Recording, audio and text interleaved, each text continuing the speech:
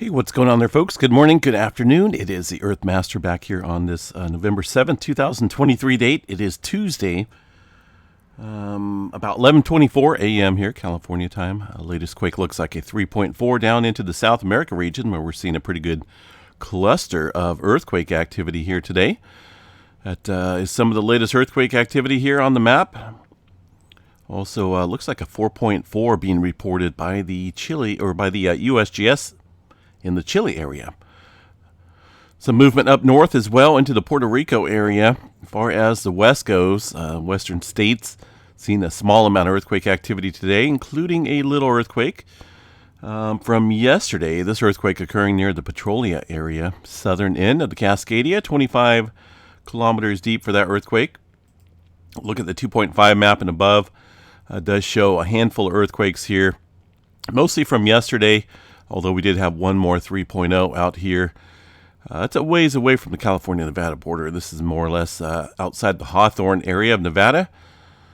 That earthquake striking earlier this morning or so, a couple hours ago.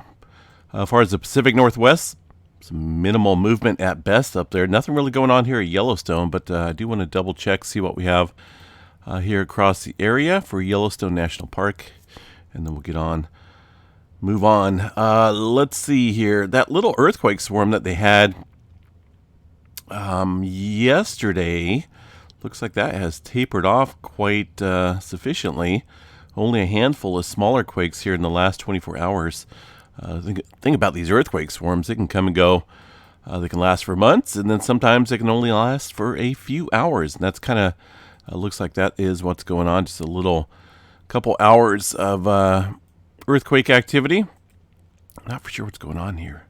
USGS map sometimes is a little on the crazy side, and it shouldn't be. It should be well loaded. All right, well, let's jump into the Iceland data here real quick with that volcano. Let's see if I can pull this up. I know I had it somewhere up here. Hold on a second. This is the latest GPS measurements here. Where did we go? We missed it. There's some earthquake activity there on this map, and I'm trying to find the main one. This is the latest article that was put out. Still seeing ongoing volcanic unrest there around the Reykjanes volcanic system, the Reykjanes Peninsula.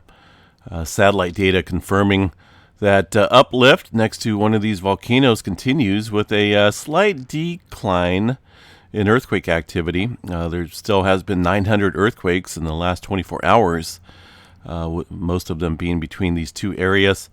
The largest magnitude was a 2.9. Compare that to yesterday, we had about 1,300 earthquakes, so a little drop in terms of the multitude of quakes, but we're still seeing this elevated movement there, the deformation by this intrusion of magma below the surface at about 5 kilometers or so. Looks like we've seen an uplift of at least 7 centimeters. And that is shown here on the GPS vertical displacement map. Continues to show that inflation and that intrusion of magma since about the 22nd there of October. Satellite imagery, let me show you this little overlay here, shows the general area of uplift. So quite the continuance there of magma accumulation beneath this area. So far, like I say, there's been a lot of earthquakes, but still holding off on the eruption, at least according to the latest information here. Let me see. Let me bring up this other map. I think it's still sitting out of yellow, right, around the Reykjanes area. We'll continue to watch that and, of course, report back on it, folks, if anything changes. But for now, just seeing a little bit of earthquake activity and quite a bit of deflation, or inflation, I should say, there across the area. I'm not for sure what's going on. I'm having a heck of a time accessing the USGS site. And I'm not for sure if it's the USGS or I don't think it's my internet. Let me double check here. See, we're streaming just fine, looks like. Everything is as it should be. But goodness, looks like some issues going on there with the USGS. Let me close a few of these windows here. We'll back out. Let's see. All right, now it works. I don't know. Probably not a good idea to have hundreds of windows open up here at any given time. It's just not good. I mean, it really shouldn't slow down the computer at all. I got more than enough resources to run those windows being open like that. Okay, let's move on to earthquake activity. Kind of left off here across the Yellowstone region, where there's not a whole lot of activity stirring up there today. Southern California, a handful of earthquakes mainly confined to the San Jacinto fault zone. And Texas out here still seeing a pretty good cluster of movement with quite a few 2s and 1s. Yesterday we had a 3 or so out there outside the oil fields there outside of Pecos, Texas. One earthquake in the New Madrid seismic zone. It's going to be a little 2.3. That earthquake coming in earlier this morning. It looks like about 2 o'clock or so. The big island of Hawaii, well, getting a pretty good increase in multitude of quakes here across the Pahala area. Not so much around the Kilauea volcano. Let's go ahead and double check the latest information here on Kilauea volcano, which shows that the volcano is not erupting. The unrest there at the summit has diminished over the past week with a decrease in the seismicity in association with an intrusive event that began back in early October. So we'll continue to watch that. Let's go ahead and double check the tilt meter, see what we have going on as far as that goes there at the volcano. Hope everyone's enjoying their Tuesday out there. Tuesday's kind of an odd day of the week, right? I don't know if it's worse than Monday or not, but it's kind of up there with Mondays. Tilt meter here across the summit area does show a pretty good marked area of inflation here. Now this is the last 2 days. Perfect timing for a train to go by, right? Hit the microphone button and sure enough, bam. One of the many benefits of living next to a train track. So yeah, looking at this last inflation here over the last couple days, we have marked above our previous inflation levels here, indicating a rapid rise, it looks like, here in the last day. I'm really surprised we haven't seen earthquake activity out there, but it's possible we could see that here soon. But that is, goodness, that is much higher than what we've seen here over these past model graphs here, indicating previous inflation dates. So there's definitely continued swelling going on here across this area. Now let me double check, let's see what we got going on here for activity there at the crater area. This is not magma whatsoever. These are lens flares. If you guys, I believe those are lens flares. The sun should be up around this area, providing that lens flare effect. Looks similar to what we've seen a couple days ago when we chatted about this. If this was indeed hot material, we'd see smoke or volcanic gases coming out of this. But there is obviously volcanic gases stirring up here underneath the lava lake area of Kilauea volcano. I don't see any signs of visible magma lava out there. And far as the earthquake activity goes, there's not a whole lot. You know, we got that rapid inflation going on, but it's lacking earthquake activity, which is a little odd. During the past events there, when we've seen the inflation rise, we've seen the accumulation there of a lot of earthquake activity. So what this means here, well, it's hard to say. Have to watch this and see if the earthquake swarm kicks up or not, but it's definitely going against with what the past graph showed when we had that earthquake swarm along with inflation. So it's going against that, which is a little odd. Let me see if these guys said anything else back here in this little chart. I didn't quite read it all. They still mention the eruptive activity is still possible in coming weeks or months. Let's see here. So here's the tilt meter located northwest of the caldera. A measured slight gradual uplift over the last 24 hours. I don't think they've mentioned that about the uplift that's taking place right now. They're saying overall the current rate of uplift at the summit of Kilauea has diminished significantly over the past week, but we've seen that graph I just showed you guys, the inflation being elevated.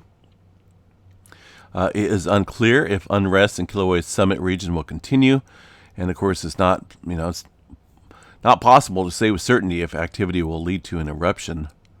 There's currently no sign of an eruption. An increasing inflation and earthquake activity are expected to precede an eruption. That's what I'm saying. We're seeing a lot of inflation going on right now, but very minimal earthquake activity. Again, look at this.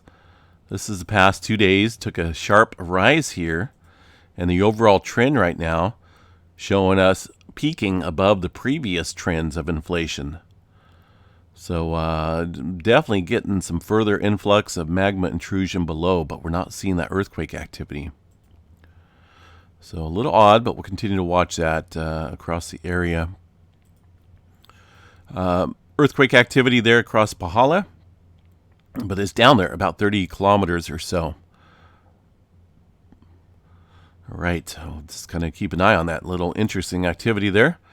Across Solomon Islands, we got some movement taking place. It looks like a 5.6 earthquake here across northern Mariana Trench here. 623 kilometers deep. Goodness. That's some big-time deep earthquake activity. I think that showed up here on the Earthquake 3D globe as well. It's going to be this ring erased off the globe, super deep. Been a while since we've seen any sufficient deep movement like that here. So watch these areas upstream, maybe for some larger scale activity. Also, that adjustment tends to strain this area across the western areas of the Filipino plate, which is right up here against Taiwan, Japan area. It's going to be the western areas. All that pressure momentum tends to build over here, so keep an eye on that region. Movement down again around Solomon Islands and the Indonesia Islands area.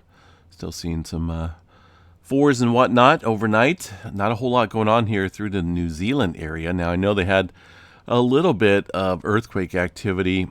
Let's bring it up here real quick. Stand by. I'll bring up the GeoNet servers.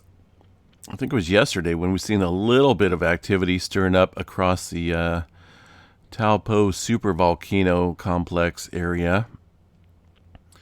We're not really seeing a whole lot of earthquake activity. Let me see if it's still up here on the drums. Maybe off of here.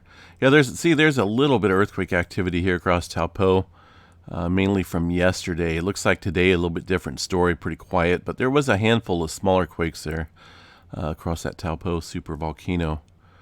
But as far as earthquake activity goes across the drums, a little bit of movement there yesterday, very close to the North Island area. I believe this was just north here of that area.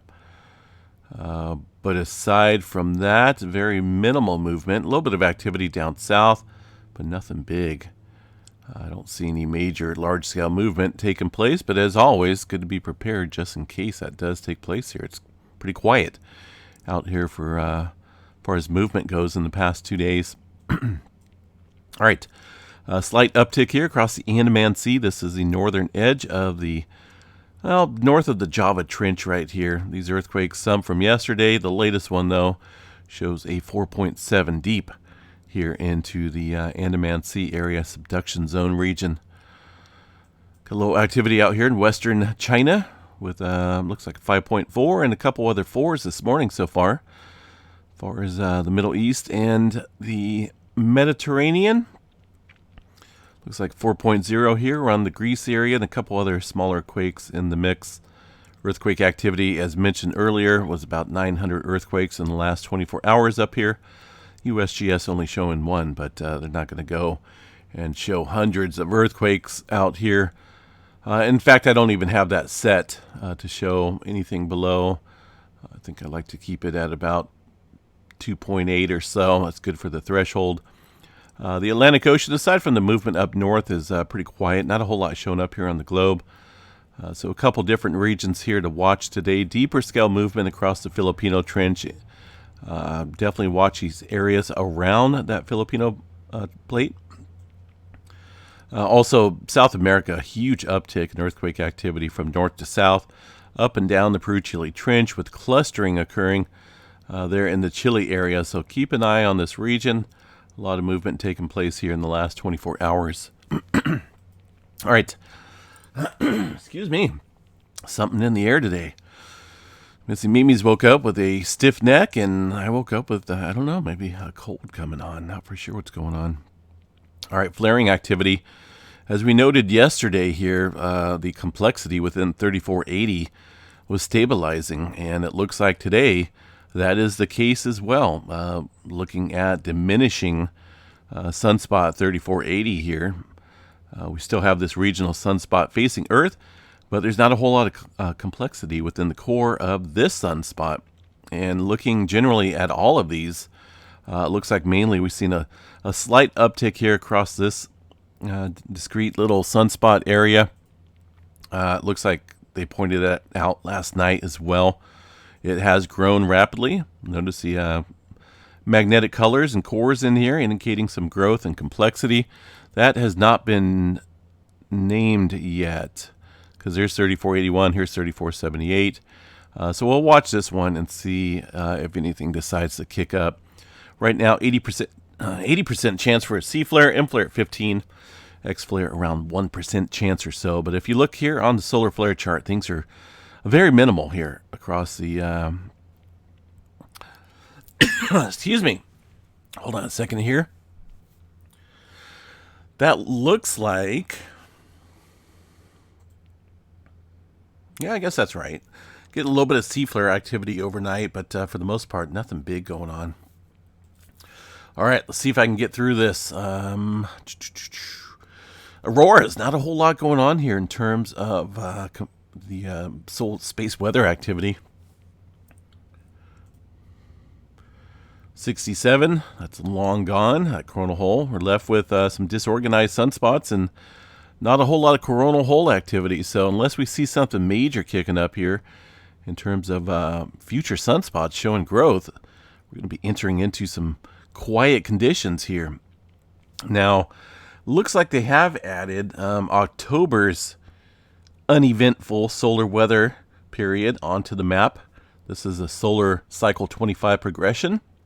This is still the old model, which shows the NOAA Space Weather Prediction Center predicting the peak there in mid-2025. But we've been advised, or at least with a little experimental model, that it's supposed to peak sometime next year, around January 2024 to October.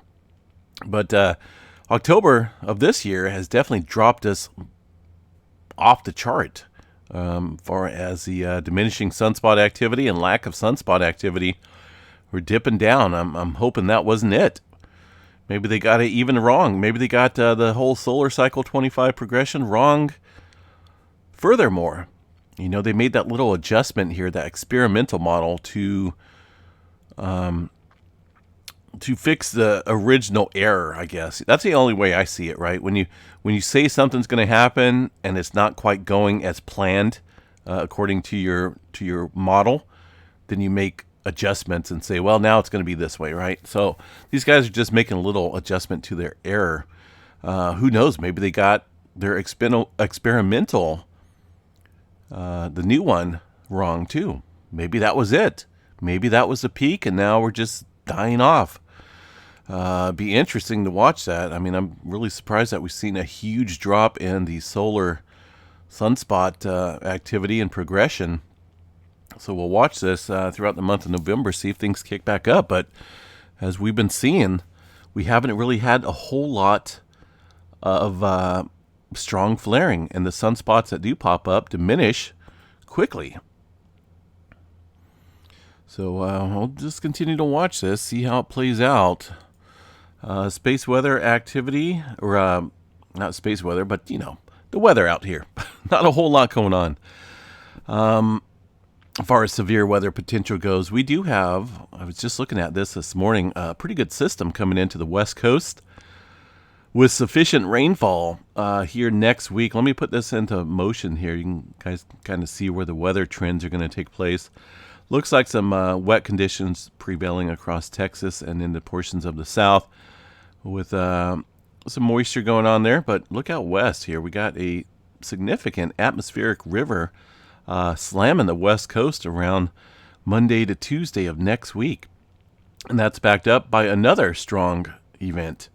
Look at that. Those are some impressive rainfall totals slamming my neck of the woods and California, the Southern California area as well, getting into it. Look at that. Boom. So this is kind of a big deal. That's like a 1, 2, 3 punch. That's the third system there. And then after that, got some more coming in. And another one. So this is very, what's the word I'm looking for? This is expected with an strong El Nino event to see the systems really start aiming at California for the most part, kind of sending all the storms that would normally hit up into the Pacific Northwest here into California. So it's pretty cool looking. Let me show you guys these rainfall rates out here over the next couple model runs. Look at that, filling in nicely out here with rainfall rates there, even in the Sacramento Valley, maybe 4 inches or so, 5 to more inches up in the mountains. But that's pretty good from a couple different model runs, and we got more storms after that. So I hope this rings true. I'm a big fan of the wet weather. I mean, I think without water, right, things tend to die out here. So I like my plants to live. I like my trees to live out here, and I'm on a well, so got to recharge the groundwater here. Last year was pretty wet as well, but that was a triple dip La Nina. A little odd. But with this winter coming up, El Nino pattern, strong El Nino, could be, they're throwing around the word super El Nino. I don't know how true that's going to be, but so far I'm liking the looks of it. Storm after storm coming in here beginning early next week for California. Get ready. I think that's about it, folks. I'm going to try and help Missy Mimi's with her neck. She really can't move it around for some reason. I don't know if she slept wrong or what, but I'm going to try a couple things to help her out and help her feel better today. So I'm going to be doing holding down the fort, so to speak, while Missy Mimi's is out of commission, and just try to help her feel better. I'll catch you guys back here later tonight with the Tuesday night update, unless something major happens, right? Things pretty calm there across the seismograph stations for now. A little earthquake there on Mount St. Helens, a little spike. We'll check that out a little bit later on this evening. Take care, folks. Have a good day.